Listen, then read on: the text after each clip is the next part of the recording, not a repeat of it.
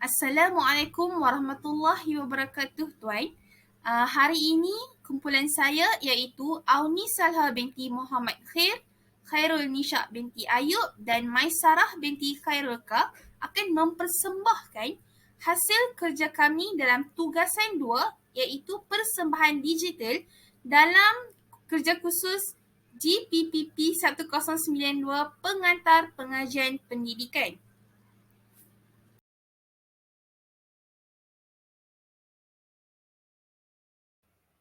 Assalamualaikum warahmatullahi wabarakatuh. Nama saya Maisarah binti Khairulka.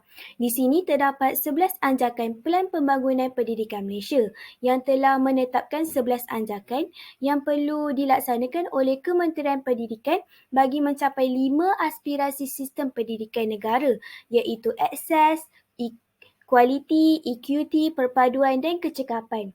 Penetapan 11 anjakan ini telah dirancang dengan mengambil kira pandangan dari pelbagai pihak berkepentingan dan permasalahan utama yang ditimbulkan oleh masyarakat awam melalui dialog nasional yang telah dianjurkan. Seterusnya, mari kita lihat secara lebih mendalam 11 anjakan Pelan Pembangunan Pendidikan Malaysia tersebut dan apa implikasinya kepada guru berjiwa pendidik. Assalamualaikum warahmatullahi wabarakatuh, tuan. Saya Auni Salha binti Muhammad Khair hari ini akan menceritakan tentang anjakan yang pertama dalam Pelan Pembangunan Pendidikan Malaysia, PPPM. Baiklah, anjakan yang pertama adalah untuk menyediakan kesamarataan akses kepada pendidikan berkualiti bertaraf antarabangsa. Baiklah, mari kita lihat yang pertama. Kecekapan kemahiran membaca, matematik dan sains ditanda aras selari dengan standard antarabangsa. Setiap murid akan menerima asas literasi dan numerasi iaitu kemahiran asas untuk pembelajaran pada masa hadapan serta dalam mata pelajaran sains iaitu bidang pertumbuhan utama bagi ekonomi Malaysia. Murid akan diajar mengikut kurikulum yang digubal berdasarkan standard sistem pendidikan berprestasi tinggi dan tanda aras ini perlu disahkan oleh Badan Bebas untuk meyakinkan ibu bapa. Baiklah, yang kedua adalah kurikulum standard sekolah menengah KSSM yang baru dilaksanakan serta pada tahun 2017 kurikulum standard sekolah rendah KSSR telah diteliti semula. Kurikulum sekolah rendah dan menengah ini perlu disemak bagi mengimbangi set ilmu pengetahuan dan kemahiran seperti pemikiran kreatif, inovatif, penyelesaian masalah dan kepimpinan. Kurikulum ini memberi penekanan kepada pengajaran berpusat murid dan pengajaran yang dibezakan di samping turut memberi lebih penekanan kepada penyelesaian masalah. Tugasan berasaskan projek, memperkemas mata pelajaran atau tema dan melaksanakan pentaksiran formatif. Baiklah, yang ketiga adalah peperiksaan dan pentaksiran kebangsaan telah dirombak pada tahun 2017 yang bertujuan untuk mengukuhkan aspek kemahiran berfikir aras tinggi iaitu KBAT. Menjelang tahun 2016, soalan berbentuk pemikiran aras tinggi akan merangkumi sekurang-kurangnya 40% daripada soalan dalam UPSR dan sekurang-kurangnya 50% daripada soalan dalam SPM. Perubahan dalam reka bentuk peperiksaan bermaksud guru tidak lagi perlu meramal soalan dan topik yang akan diuji dan melaksanakan latih tubi bagi mengingati kandungan pelajaran. Sebaliknya, murid akan dilatih untuk berfikir secara kritis dan mengaplikasikan pengetahuan dalam situasi yang berbeza.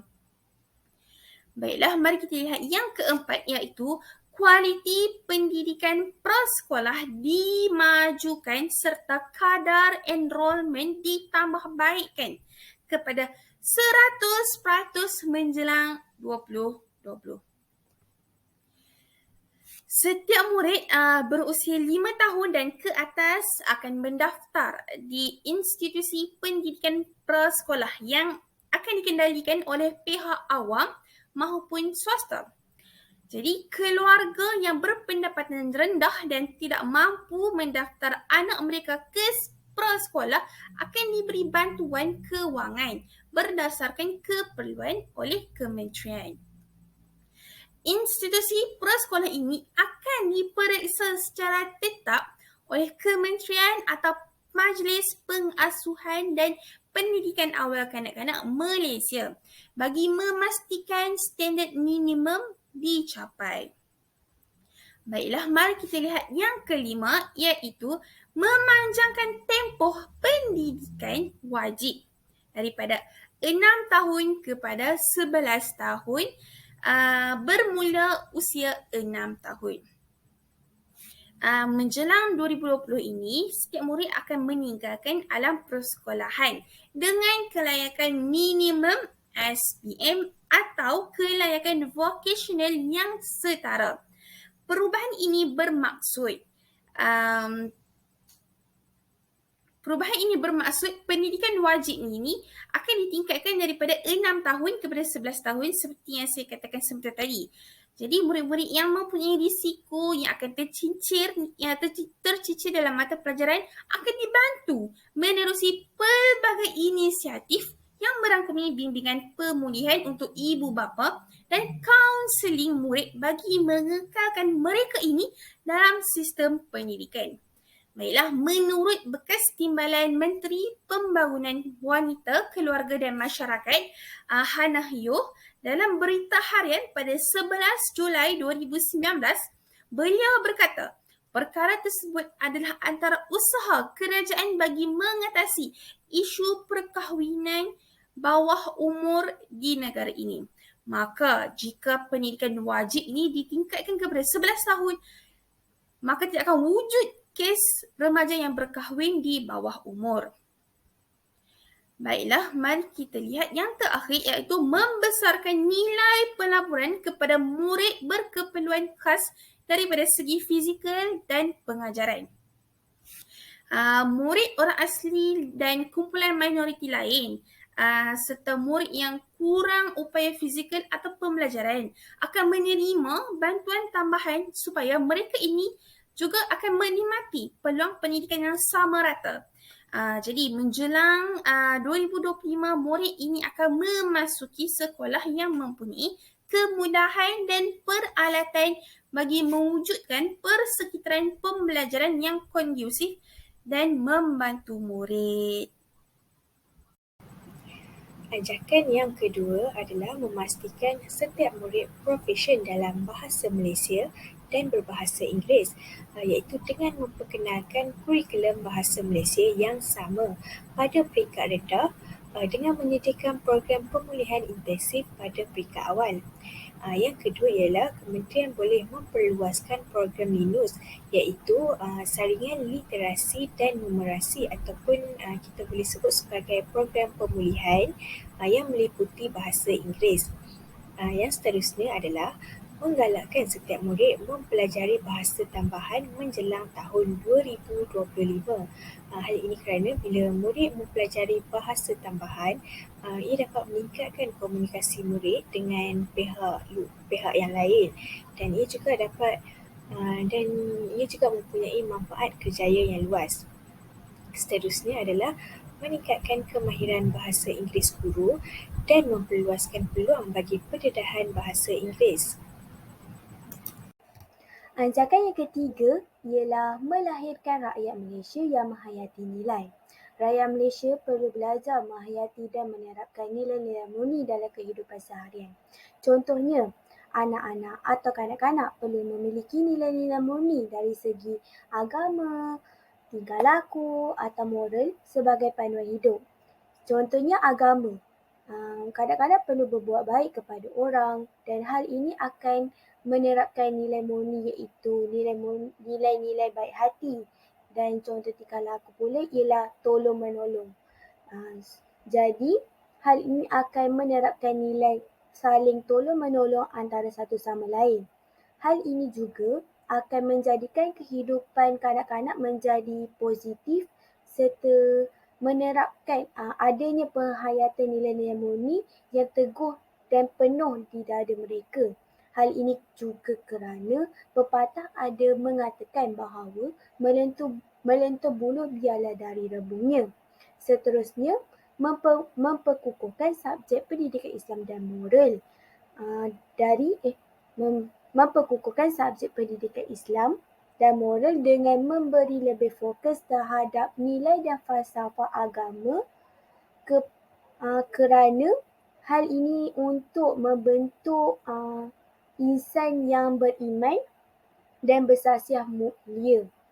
Seterusnya ialah memperkembangkan murid secara holistik dengan mewajibkan penyertaan murid dalam aktiviti co-curriculum.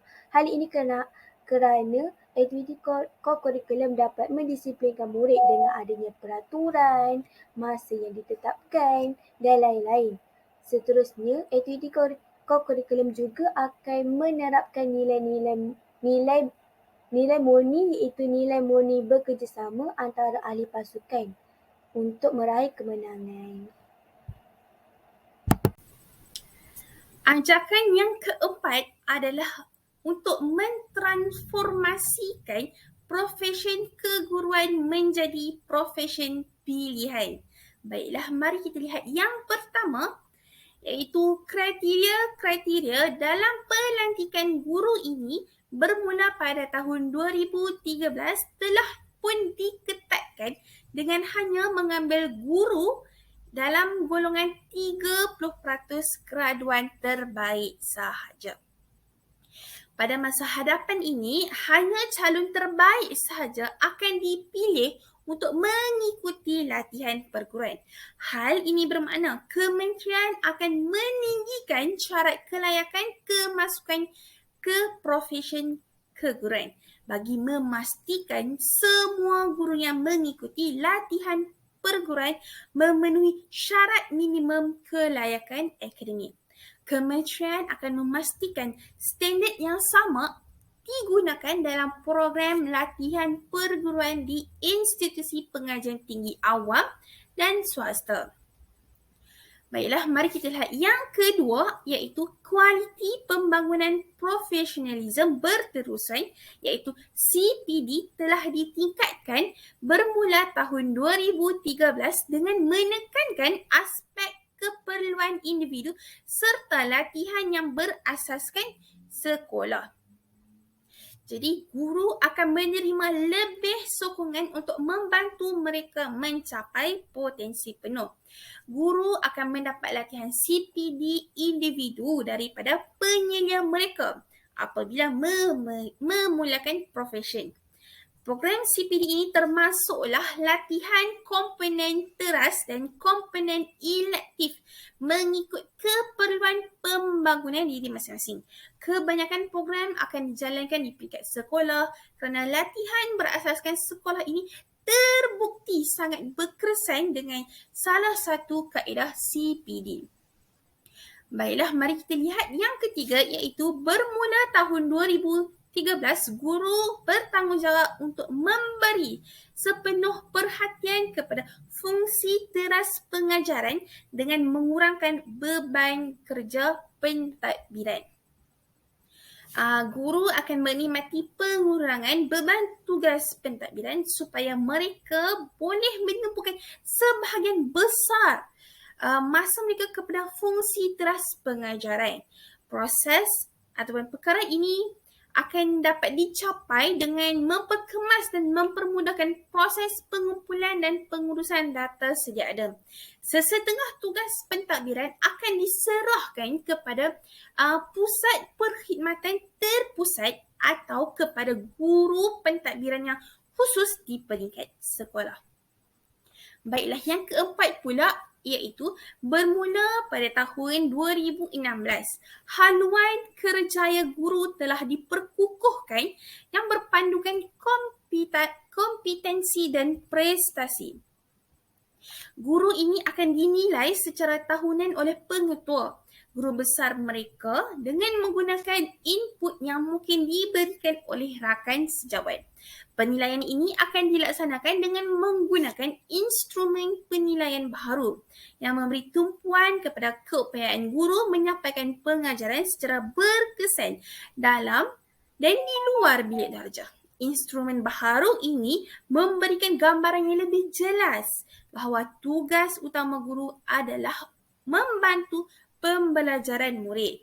Guru berprestasi tinggi akan menikmati kemajuan kerjaya yang lebih pantas. Guru yang cemerlang mungkin akan dinaikkan pangkat pada grade DG41 ke DG54 dalam tempoh yang lebih singkat iaitu kurang 25 tahun yang merupakan purata tempoh kenaikan pangkat semasa. Baiklah, mari kita lihat yang kelima pula iaitu menjelang tahun 2016, haluan kerja guru ini telah ditingkatkan yang berperanan dalam aspek kepimpinan, pakar pengajaran dan pakar bidang khusus. Guru juga boleh memilih laluan kerjaya yang menarik berdasarkan prestasi, potensi dan minat mereka. Sebagai contoh, mereka boleh memilih untuk menjalankan tugas kepimpinan di peringkat sekolah, PPD, JPN atau kementerian. Mereka juga boleh memilih untuk menjadi pakar dalam bidang tertentu seperti pembangunan kurikulum, pentaksiran dan program latihan untuk sistem yang lebih luas. Mereka juga boleh berperanan sebagai guru pakar di sekolah. Baiklah, mari kita lihat yang terakhir iaitu bermula tahun 2025, proses persijilan serta kecemerlangan yang berasaskan pimpinan rakan seperjuangan perlulah dibudayakan. Baiklah, kementerian ini akan memberi tumpuan kepada usaha memastikan semua guru menggunakan sepenuhnya keluasan yang diberikan dalam isu profesional berkaitan penjadualan, kurikulum, penyusunan pengajaran, pendekatan pedagogi dan pentaksiran berasaskan sekolah. Kementerian juga memudah cara aktiviti CPD yang dipacu oleh guru bagi membolehkan guru membimbing satu sama yang lain, membangunkan dan menyebarluaskan amalan terbaik dan sama-sama bertanggungjawab bagi mencapai standard profesional. Ajakan yang kelima adalah memastikan kepimpinan berprestasi tinggi ditempatkan di setiap sekolah, iaitu yang pertama, dengan memperkenalkan kriteria pemilihan berasaskan kompetensi, iaitu kemampuan dalam bidang tertentu dan memperkukuhkan lagi proses perancangan penggantian bagi pengetua ataupun guru besar mulai tahun 2013. Yang kedua adalah melaksanakan pakej kerjaya baru bagi pengetua ataupun guru besar bermula pada tahun 2013 dengan lebih sokongan, fleksibiliti pengoperasian bagi menambah baik lagi sekolah tersebut, kurikulum dan co-kurikulum serta lebih accountability ataupun bertanggungjawab terhadap meningkatkan keberhasilan murid. Anjakan yang keenam ialah mengupaya JPN, PPD dan sekolah untuk menyediakan penyelesaian khusus berasaskan keperluan, iaitu dengan memastikan 100% sekolah memenuhi keperluan infrastruktur asas yang lengkap bermula dari Sabah dan Sarawak. Seperti yang kita ketahui bahawa penduduk Sabah dan Sarawak mempunyai tahap kesukaran untuk pergi ke sekolah dan tahap kemiskinan mereka juga turut memberi impak untuk mereka susah untuk membeli barang keperluan persekolahan. Seterusnya ialah pencapaian internet. di Sabah dan Sarawak dan beberapa tempat di kawasan pedalaman, iaitu mereka tidak dapat mengakses internet dengan sepenuhnya dan hal ini akan menyebabkan mereka sukar untuk mencari maklumat. Seterusnya ialah mempercepatkan penambahbaikan prestasi sekolah melalui program yang sistematik. Contohnya, sekolah boleh mencukil bakat murid melalui pelbagai aktiviti dan apabila murid tersebut meraih kemenangan, ia dapat meningkatkan prestasi sekolah. Seterusnya ialah meningkatkan autonomi pengurusan berasaskan sekolah iaitu dengan lebihkan fleksibiliti pengoperasian, pengagihan bajet dan pelaksanaan kurikulum dengan dimulakan dari sekolah yang mencapai prestasi yang tinggi dan sekolah yang menunjukkan peningkatan prestasi yang meningkat dari semasa ke semasa.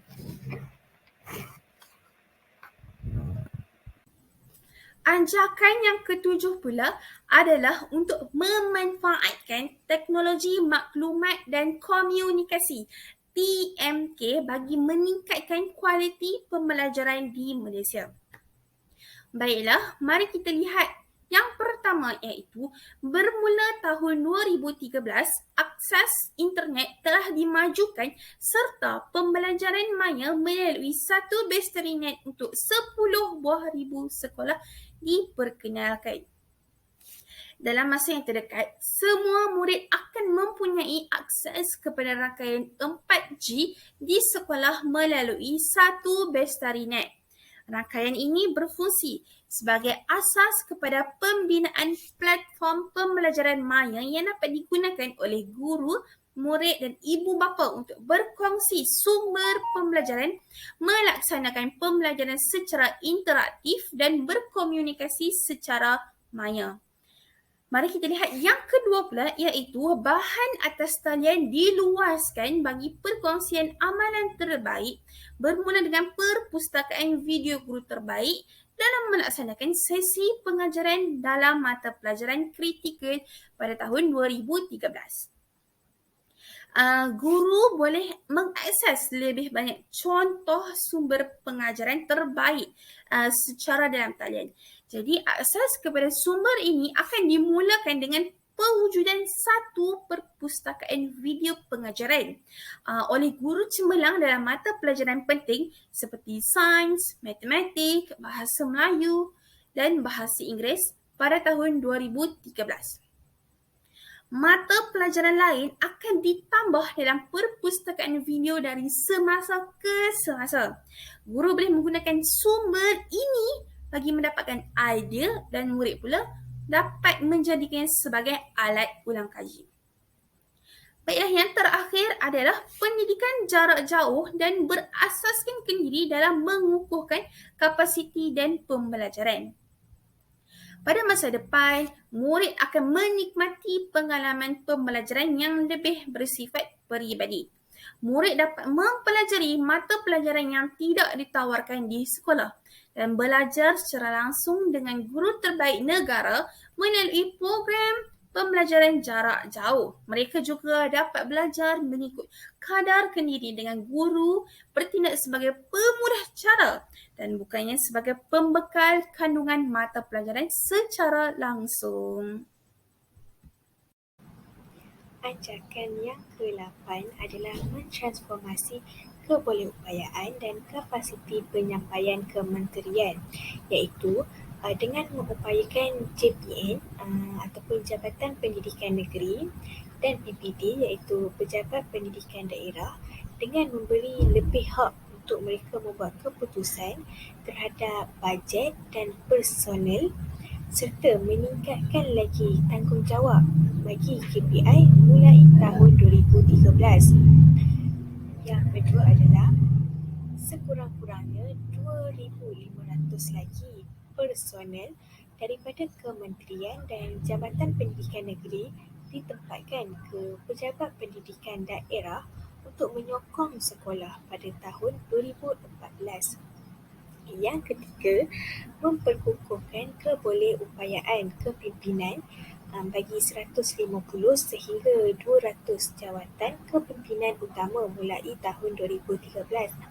Dan yang terakhir adalah kementerian boleh memperkukuhkan lagi fungsi utama dan merasionalisasi struktur kementerian bermula pada tahun 2016. Anjakan yang ke-9 ialah bekerjasama dengan ibu bapa, komuniti dan sektor swasta secara meluas, iaitu dengan melengkapi ibu bapa bagi membantu pembelajaran anak mereka melalui sarana perlibatan ibu bapa dan akses atas talian kepada kemajuan anak di sekolah, iaitu SAPS, iaitu ibu bapa dapat mengetahui tahap pembelajaran anak-anak mereka melalui prestasi yang anak mereka perolehi. Seterusnya, mendapatkan maklum balas daripada setiap PIBG mengenai pelaksanaan kurikulum dan kualiti guru. Hal ini untuk memberitahu dan mendengar persetujuan dari pihak ibu bapa berkenaan aktiviti sekolah. Seterusnya, sektor swasta juga memberikan 1,000 biasiswa untuk murid dari komuniti miskin yang berbakat untuk belajar di sekolah swasta dan di luar negara. Selain itu, memperluaskan model sekolah amanah kepada 500 buah sekolah menjelang 2025 dengan melibatkan penganjur dari kumpulan alumni dan NGO. Anjakan yang ke-10 adalah untuk memaksimumkan keberhasilan murid bagi setiap ringgit. Jadi, setiap program yang dianjurkan dapat melibatkan kepada keberhasilan murid yang jelas serta rasionalisasikan program berimpak rendah pada setiap tahun. Jadi program yang dilancarkan oleh kementerian akan dihubungkan dengan sasaran khusus yang berkaitan dengan keberhasilan murid.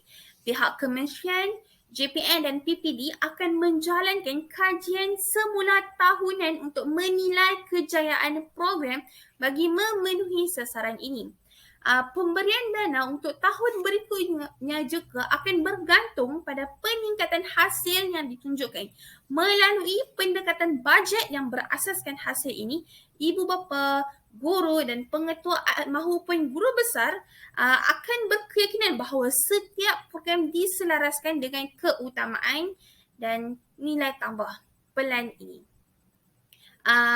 Pendekatan ini juga akan mengurangkan risiko bebanan inisiatif berlebihan yang dihadapi oleh guru dan pengetua maupun guru besar. Baiklah, mari kita lihat yang kedua, iaitu menggunakan kesempatan dan ruang dalam mengukuhkan efisiensi seperti memberi peruntukan dalam meningkatkan kemahiran guru dan latihan.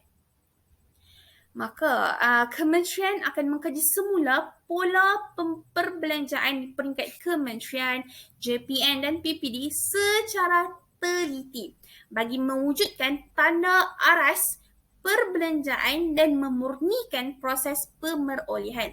Jabatan dan pejabat yang berbelanja melebihi tanda aras yang ditetapkan perlu memastikan perbelanjaan mereka kembali mengikut pola tanda aras ini. Kementerian juga akan membuat anjakan ke arah program bantuan kewangan berasaskan keperluan. Keluarga berpendapatan rendah akan terus menerima bantuan yang diperlukan bagi memastikan anak-anak mereka ini terus bersekolah. Manakala keluarga yang berpendapatan lebih tinggi akan yang lebih berkemampuan, maksudnya akan menerima bantuan yang lebih rendah. Seterusnya kita pergi kepada anjakan yang terakhir, iaitu anjakan yang ke-11, iaitu meningkatkan ketulusan untuk accountability awam secara langsung.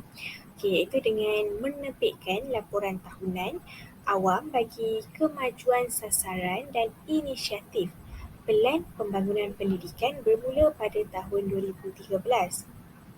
Yang seterusnya adalah kementerian boleh melaksanakan semakan komprehensif pada tahun 2015, 2020 dan 2025 untuk memastikan pelan pembangunan pendidikan ini kekal relevan dengan memasukkan maklum balas daripada pihak yang berkepentingan dan boleh juga mengambil kira perkembangan persekitarannya.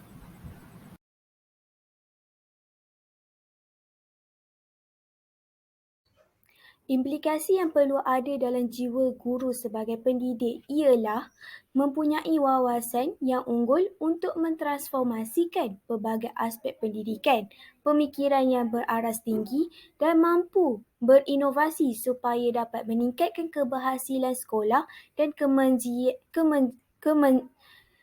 kemenjadian murid.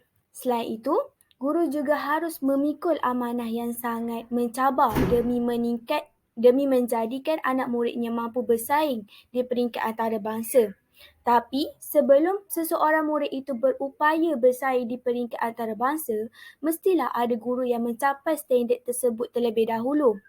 Hal ini kerana dengan adanya pengalaman dan ilmu, ia dapat menjadikan wawasan dan tauladan sebagai pemangkit semangat kepada murid untuk terus berjaya di peringkat antarabangsa. Implikasi seterusnya ialah pengurusan pengajaran dan pembelajaran, iaitu guru mestilah berkeupayaan dalam merancang dan melaksanakan proses pengajaran dan pembelajaran serta memastikan matlamat dan objektif yang ditetapkan itu tercapai. Kejayaan seorang guru dapat dilihat dari aspek kebolehan beliau dalam mencorak kualiti pengajaran, berkebolehan dalam menyusun organisasi pembelajaran serta berkebolehan dalam mencorak iklim dalam bilik darjah. Bagi mencapai kecekapan implikasi ini, guru memerlukan kebijaksanaan yang tinggi dan penelitian yang mendalam dalam membuat rancangan, kawalan, bimbingan, dorongan dan penilaian terhadap murid. Implikasi yang ketiga adalah menjadi suri teladan. Jadi, guru perlu menjadi suri teladan untuk penghayatan nilai dan perpaduan dalam kalangan murid seperti mana yang ada dalam hasrat PPPM. Jadi hasrat itu telah pun diterjemahkan dalam anjakan transformasi ketiga, iaitu untuk melahirkan rakyat yang menghayati nilai. Jadi tentunya anjakan ini telah pun menjadi keutamaan untuk membangunkan murid secara holistik. Generasi hari ini bakal mewarisi dunia yang penuh dengan pelbagai cabaran-cabaran hebat. Antaranya adalah kemusnahan alam sekitar, impak globalisasi hinggalah kepada konflik pembangunan. Jadi, penghayatan nilai rohani ini telah pun menjadi salah satu tonggak utama ataupun tujang utama dalam pendidikan. Sementara masyarakat gairah mengejar kemajuan duniawi, pembentukan insan yang beriman dan bersasiah mulia seharusnya tidak kita sisihkan ataupun tidak kita abaikan. Jadi berdasarkan PPPM, setiap murid menghabiskan lebih 1/4 daripada masa mereka di sekolah semasa mereka berumur 7 tahun sehingga 17 tahun. Jadi dalam tempoh ini, sekolah tentu menjadi institusi penting untuk penghayatan nilai dan pemupukan perpaduan. Jadi kesimpulannya ataupun apa yang kita boleh rumuskan, guru ni dia bukan sahaja berperanan sebagai suri teladan kepada murid dalam apa jua tindakan dan tingkah laku mereka, tetapi guru juga perlu berusaha untuk menghasilkan murid yang dibangunkan dengan identiti nasional yang kukuh dan mantap melalui pengajaran dan pembelajaran, aktiviti kurikulum serta aspek pembangunan sasiah murid. Implikasi yang keempat kepada guru berjiwa pendidik dalam sistem pendidikan di negara adalah pembangunan profesionalisme. Jadi, guru perlu melestarikan pembangunan profesionalisme dengan sentiasa melakukan anjakan minda dan perubahan budaya kerja serta memperbaharui pengetahuan dan mempertingkatkan kemahiran melalui pembelajaran berterusan. Jadi di sini guru perlulah berani dalam meneroka pelbagai cabang ilmu untuk mempelbagaikan kaedah dan teknik pengajaran berkesan bagi memastikan diri mereka ini dilengkapi dengan kemahiran pedagogi yang bersifat holistik serta kreatif dan inovatif dalam pengajaran. Guru juga perlu mempunyai keluasan pedagogi yang lebih besar dalam bilik darjah dalam usaha untuk memastikan setiap murid belajar sesuai dengan kemahiran pada abad ke-21. Sebenarnya ini penting adalah untuk mewujudkan suasana pembelajaran yang mendorong setiap murid ini yang pelbagai kebolehan mampu untuk mencetuskan idea baharu dan berupaya untuk menyelesaikan masalah. Jadi, guru perlulah saling bekerjasama dalam menangani isu dan berkongsi amalan terbaik. Guru juga perlu bersifat terbuka kepada pembelajaran dan cara bekerja yang baharu dan menambah baik amalan profesional secara berterusan dan mengamalkan pembelajaran sepanjang hayat.